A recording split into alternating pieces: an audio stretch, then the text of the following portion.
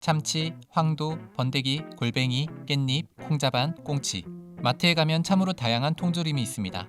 실제로 어떤 음식이라도 통조림으로 만들 수 없는 것이 없다는 말이 있을 정도로 이 세상엔 다양한 통조림이 존재한다고 합니다.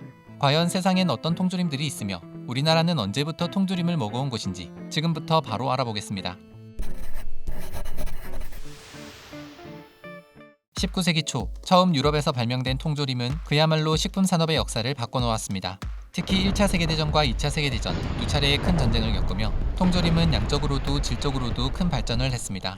우리나라에선 언제 처음 통조림을 만들었는지 정확히 알 수는 없지만 1892년 일본인들이 전남 완도에서 나오는 전복을 일본으로 보내기 위해 만든 전복 통조림이 최초일 것이라고 추측하고 있습니다. 실제로 당시 통조림을 만들던 대부분의 공장이 일본인 소유로 일제강점기인 1912년 수산 제조물 현황 자료를 보면 전복 외에도 장어, 소라, 게, 도미 등 맛이 뛰어난 고급 수산물이 통조림으로 만들어져 대부분 일본으로 건너갔다고 합니다. 한마디로 수탈을 위해 만들어진 셈.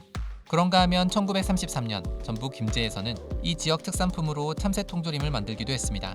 당시 참새의 뇌와 내장은 자양강장제로 알려져 있었고 참새고기는 고급 구이 요리로 팔리고 있던 시절이라 참새 통조림은 큰 인기를 끌었다고 합니다. 하지만 이때만 해도 통조림은 지금과 달리 부자들이나 군인들만 먹을 수 있는 비싼 식품이었다고 합니다. 통조림을 만들 때 사용하는 캔을 우리나라에서는 만들지 못하고 전부 수입을 해야 했기 때문입니다. 그러다 1970년대 드디어 우리나라에서도 통조림 캔 생산이 가능해지며 복숭아, 오징어, 꽁치 등 다양한 통조림이 본격적으로 탄생되기 시작했습니다. 그 중에서도 특히 양송이 통조림이 주요 수출품으로 큰 곽강을 받았다고 합니다. 그리고 1982년에는 지금도 우리가 가장 즐겨 먹는 통조림, 통조림계의 최강자 참치 통조림이 처음으로 출시가 되었습니다. 그렇게 지금은 참치부터 골뱅이, 깻잎, 콩자반, 고사리까지 통조림 종류만 해도 300여 가지나 된다고 합니다. 그리고 전 세계적으로 보면 통조림의 종류는 무려 1200여 가지. 그중엔 외국인들의 눈에 우리 번데기 통조림이 이상해 보이는 것처럼 우리에겐 낯선 통조림도 무척 많습니다. 그중 몇 가지만 소개하자면 제일 먼저 미국의 돼지 뇌 통조림을 들 수 있습니다.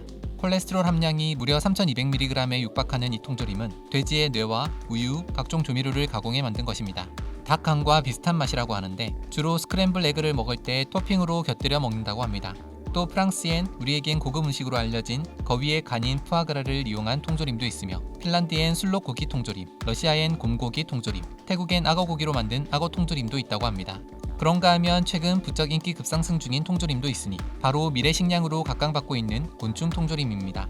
크림을 얹은 메뚜기, 양파와 섞인 갯지렁이, 해초 맛이 가미된 정갈 통조림, 와사비가 첨가돼 톡 쏘는 개미 통조림 등 아니 세상에 이런 통조림이 하고 놀랄만한 기상천외한 통조림이 존재하고 있습니다. 이 밖에도 캠핑이나 야외용으로 인기 있는 햄버거 통조림부터 나사의 우주식량으로도 인정받은 빵 통조림까지 통조림의 세계는 정말 무궁무진합니다. 앞으로는 또 어떤 통조림이 탄생하게 될 것인지 지금까지 통조림의 종류에 대해 알아봤습니다.